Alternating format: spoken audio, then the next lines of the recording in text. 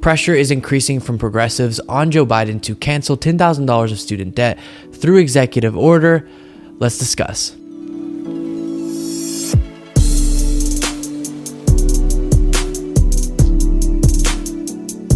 One of the promises that Joe Biden made on the campaign trail and really excited younger voters was that he would cancel $10,000 of student debt, and he restated that promise once he became president. Before we go any further in this video, let's just watch that clip of him making the promise to cancel $10,000 of student debt.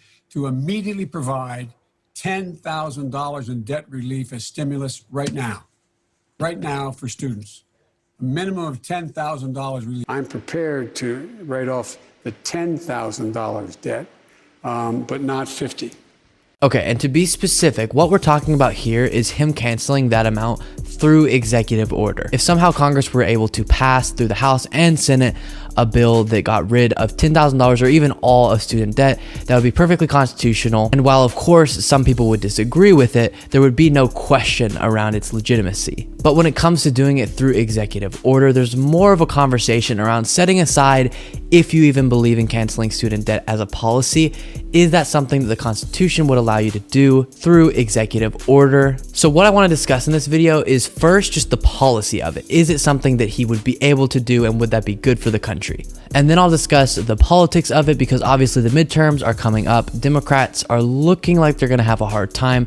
And so doing something as popular as canceling student debt could be an exciting thing for their voters. First, the policy. So let's look at why people believe that you could simply do this just through the signing of an executive order, and Biden could completely do it by himself. The key provision that advocates of cancellation cite comes from the Higher Education Act, which was originally signed in 1965 and has been updated since. Specifically, the law grants a presidential administration via the Education Secretary authority to enforce, pay, compromise, waive, or release government-held federal student loans. So the idea is the federal government holds this debt, and thus the executive branch and the Education Department specifically are responsible for getting back the payments on these loans. With that authority, the idea is that the Education Department and the federal government can just say, we're not going to be receiving those payments, we're going to cancel all of the debt that's outstanding. Or in the specific case of Joe Biden's promise, $10,000 of the debt. But while I think this is definitely something Joe Biden should do, I don't like that people act like there's no question. It definitely is completely something that we know won't get challenged in the courts successfully. There is some disagreement among experts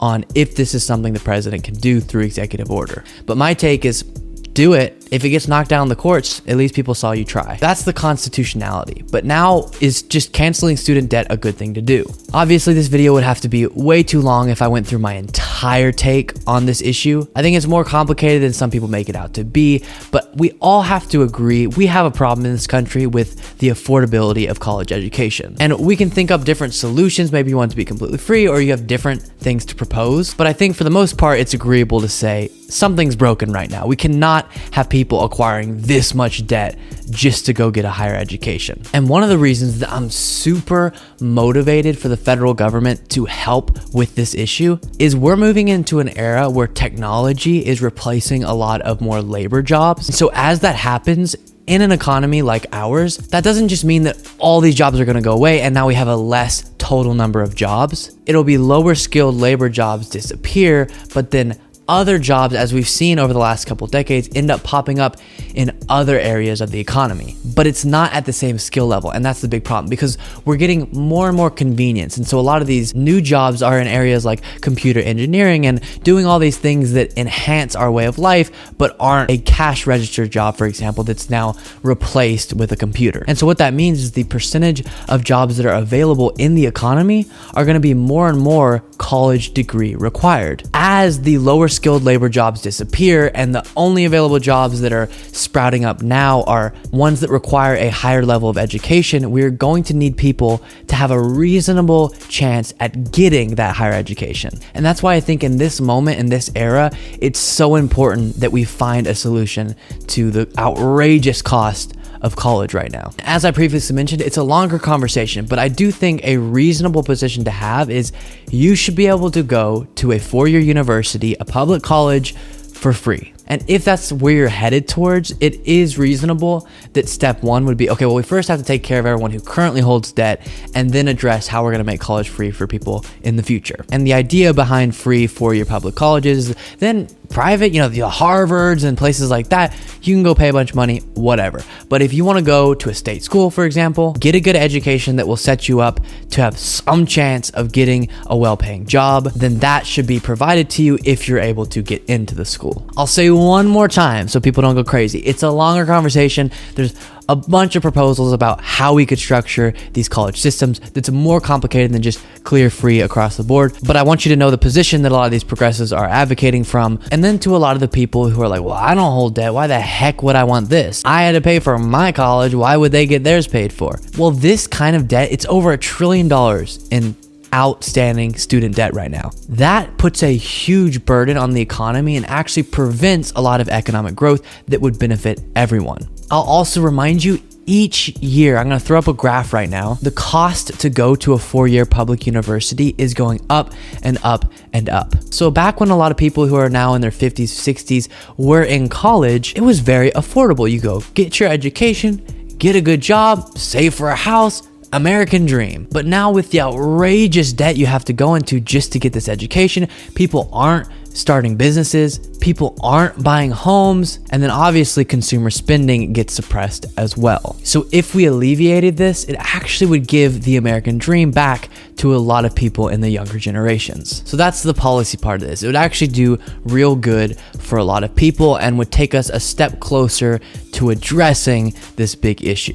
Now let's discuss the politics of it. The first and most important part is Joe Biden made the promise. We saw it in that clip. He should follow through on his promises. Voters are going to like you more if you say you're going to do stuff and you do it. But also a poll was done that looked at people in those important battleground states and asked them, would you be more likely to go out and vote for the Democrats if Biden canceled $10,000 of student debt? It found that 45% of them would be somewhat or much more likely to vote if Biden cancels $10,000 in student debt for every federal borrower. Now, that's a significant number. In races that are going to be close and determine who has power in the House and Senate, having almost 50% of people say, I would probably be more likely to go out and vote if he did that. That's a really big deal and could make a difference in these elections. So in my mind, politically, you already made that promise, so you should follow through.